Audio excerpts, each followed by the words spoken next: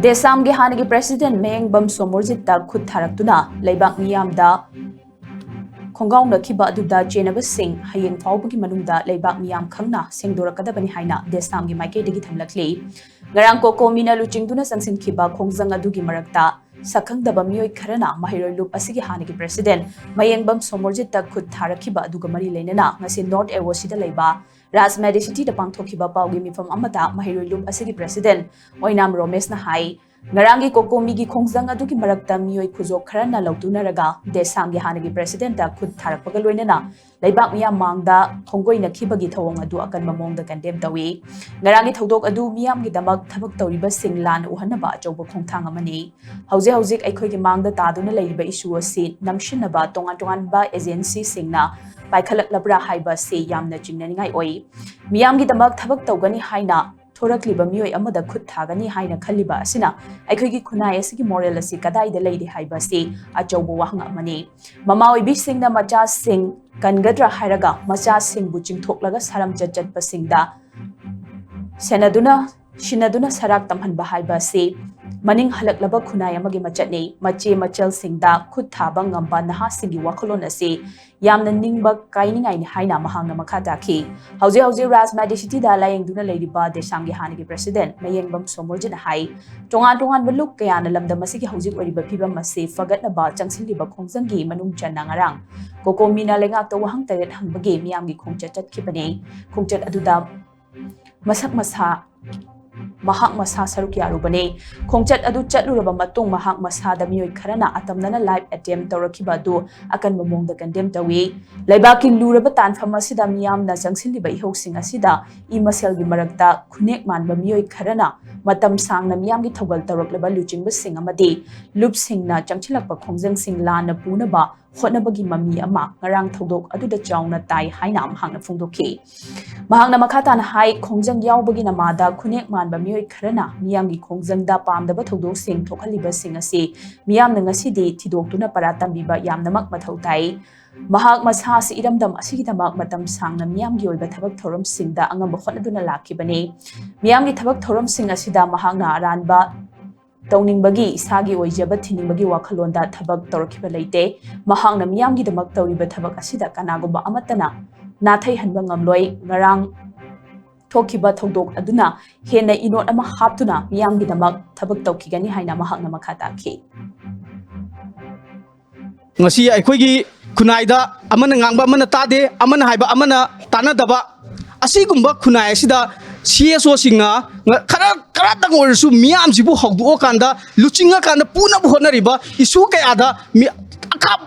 apan leitana sigumba thodok singa se thola kanda khuding maktagi maikai sumiba isu khuding maktagi namtha nabu hona riba miyam people singi wakalona se akoi chumthokpagi matamado chap chare haiba se Desam's maikai digi thamninge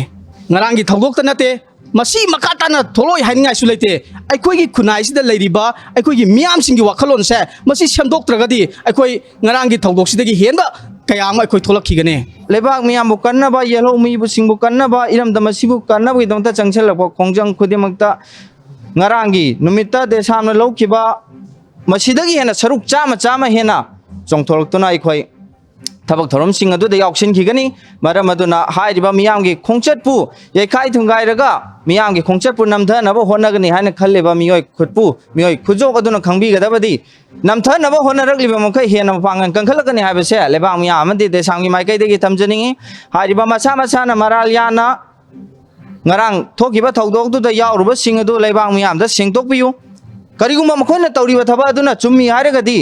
Kokomi amadi ngarang mayamna khut thabiriba yamba Somorjina miyambu lana lamjinglaga naronda sel chai habigi chap chaba khudam changdam piba ngamlagadi madu aikoida takpinaba aikoida madugi maraldo nakhoi maraldo sini haina takpinaba gi damakta changbirau madugi damakta aikoi thong launa hangduna thamjari aingona tawriba mawngdo madu yamna yengbada thamu sokbadugumba ama oyadana sigumba imungi karigi leigidabagi yamna nungaitringai maraksida ima di maikhum upasing su masa amada fujanbagi mawng ama tholokpase masi chumdaba tawroidaba aduga sugumbase amukanna tawdanaba honnabi isana ju wakhal targa semtokpiu haidana thamjaning aduga yamna nuaitaba ama hairagadi ngarangi ꯑꯩꯈꯣꯏꯒꯤ ꯃꯣꯞꯇꯨꯅ ꯃꯔꯝ ꯑꯣꯏꯔꯀꯥꯟꯗ ꯑꯩꯕꯨ ꯐꯨꯅꯅꯕ ꯍꯣꯠꯅꯕ ꯃꯗꯨꯗ ꯀꯟꯖꯕ ꯃꯐꯝꯗꯨꯗ ꯂꯩꯔꯝꯕ ꯑꯩꯅ ꯈꯪꯖꯕꯗ ꯗꯦꯁꯥꯝꯒꯤ ꯅꯨꯄꯤ ꯊꯧꯃꯤꯁꯤꯡꯅꯦꯅ ꯑꯗꯨꯃꯥꯏꯅ ꯀꯣꯟꯅ ꯑꯗꯨꯃꯥꯏꯅ ꯈꯪꯖꯕꯅꯤ ꯑꯗꯨꯅ ꯃꯣꯏꯅ ꯀꯟꯅꯅꯕ ꯍꯣꯠꯅꯕꯗ ꯍꯥꯏꯔꯤꯕ ꯅꯨꯄꯤ ꯃꯆꯥ ꯑꯅꯤꯗꯨ ꯐꯥꯎꯕꯗ ꯑꯩꯈꯣꯏꯒꯤ ꯅꯨꯄꯥ ꯃꯌꯥꯝꯗꯨꯅ ꯃꯁꯝ ꯈꯣꯏꯕꯤꯕ ꯑꯗꯩ ꯀꯤꯟꯅ ꯊꯤꯟꯗꯅ ꯀꯥꯎꯁꯟꯕꯤꯕ ꯌꯦꯛꯅꯕ ꯃꯁꯦꯟ ꯐꯨꯅ ꯆꯩꯅꯕꯒꯤ ꯃꯑꯣꯡꯗ ꯅꯨꯄꯤ ꯃꯆꯥꯁꯤꯡꯗꯨ ꯆꯠꯊꯈꯤꯕ ꯊꯧꯑꯣꯡꯗꯣ ꯃꯁꯤ ꯌꯥꯝ ꯑꯀꯟꯕ ꯃꯑꯣꯡꯗ ꯀꯟꯗꯦꯝ ꯇꯧꯏ ꯑꯗꯨꯅ ꯍꯥꯏꯔꯤꯕ ꯁꯨꯝꯕ ꯃꯌꯥꯝꯁꯦ ꯇꯧꯗꯅꯕ ꯃꯤꯌꯥꯝꯅ ꯑꯃꯨꯛ ꯁꯨꯝꯕꯁꯦ ꯊꯣꯛꯇꯅꯕ ꯆꯞ ꯆꯥꯕ ꯐꯤꯔꯦꯞ ꯑꯃ ꯂꯧꯔꯒ ꯑꯩꯈꯣꯏꯒꯤ ꯊꯕꯛ ꯇꯧꯕ ꯃꯇꯝ ꯑꯣꯏꯔꯦ ꯍꯥꯏꯗꯅ ꯑꯗꯨꯃꯥꯏꯅ ꯊꯝꯖꯩ ꯊꯧꯗꯣꯛꯇꯨꯗ ꯆꯦꯟꯅꯔꯤꯕ ꯃꯌꯥꯝꯁꯤꯡꯗꯣ ꯑꯩꯈꯣꯏꯒꯤ ꯋꯥꯈꯜꯂꯣꯟꯗꯗꯤ ꯇꯁꯦꯡꯅ ꯅꯨꯄꯤ ꯑꯣꯏꯕꯤ ꯑꯩꯈꯣꯏꯗ ꯅꯨꯄꯥ ꯑꯃꯅ ꯈꯨꯠ ꯊꯥꯕ ꯍꯥꯏꯕꯁꯦ ꯀ꯭ꯔꯥꯏꯝꯅꯦꯕ ꯀ꯭ꯔꯥꯏꯝ ꯑꯣꯏꯕꯅꯤꯅ ꯁꯤ ꯃꯈꯥ ꯇꯥꯅ ꯆꯠꯊꯔꯛꯑꯣꯏ ꯍꯥꯏꯔꯁꯨ ꯍꯥꯏꯅꯤꯡꯉꯥꯏ ꯂꯩꯇꯦꯕ ꯇꯁꯦꯡꯅ ꯊꯕꯛꯁꯦ ꯁꯨꯃꯥꯏꯅ ꯇꯧꯔꯛꯄ ꯃꯇꯝꯗ ꯃꯈꯥ ꯇꯥꯅ ꯆꯠꯊꯗꯅꯕ ꯃꯈꯥ ꯇꯥꯅ ꯅꯨꯄꯤ ꯑꯣꯏꯕꯤ ꯑꯩꯈꯣꯏꯗ ꯈꯨꯠ ꯊꯥꯗꯅꯕ ꯑꯩꯈꯣꯏꯒꯤ ꯋꯥꯈꯜꯂꯣꯟꯗꯗꯤ ꯉꯔꯥꯡꯗ ꯆꯦꯟꯅꯔꯤꯕ ꯃꯤꯁꯛꯁꯤꯡꯗꯣ ꯄꯨꯊꯣꯛꯄꯤꯌꯨ ꯊꯤꯗꯣꯛꯄꯤꯔꯒ ꯑꯍꯛꯄ ꯆꯩꯔꯥꯛ ꯄꯤꯕꯤꯌꯨ ꯃꯈꯣꯏꯗ FIR ꯀꯦꯁ ꯄꯥꯟꯕꯤꯌꯨ ꯑꯩꯈꯣꯏꯗ ꯇꯧꯔꯛꯈꯤꯕ ꯏꯃꯨꯡꯗ ꯁꯦꯜ ꯆꯥꯏ ꯍꯥꯏꯗꯨꯅ ꯃꯣꯏꯅ ꯄꯤꯕꯤꯔꯤꯕ ꯕꯗꯅꯥꯝꯗꯣ ꯑꯗꯨꯁꯨ ꯇꯁꯦꯡꯅ ꯃꯣꯏꯅ ꯄ꯭ꯔꯨꯞ ꯄꯨꯊꯣꯛꯄ ꯉꯝ ꯇꯥꯔꯒꯗꯤ ꯄꯨꯊꯣꯛꯄꯤꯌꯨ ꯉꯝꯗ ꯇꯥꯔꯒꯗꯤ ꯃꯣꯏꯅ ꯉꯝꯗꯕ ꯄꯣꯠꯇꯣ ꯑꯩꯈꯣꯏꯗ ꯕꯗꯅꯥꯝ ꯄꯤꯕꯤꯒꯅꯨ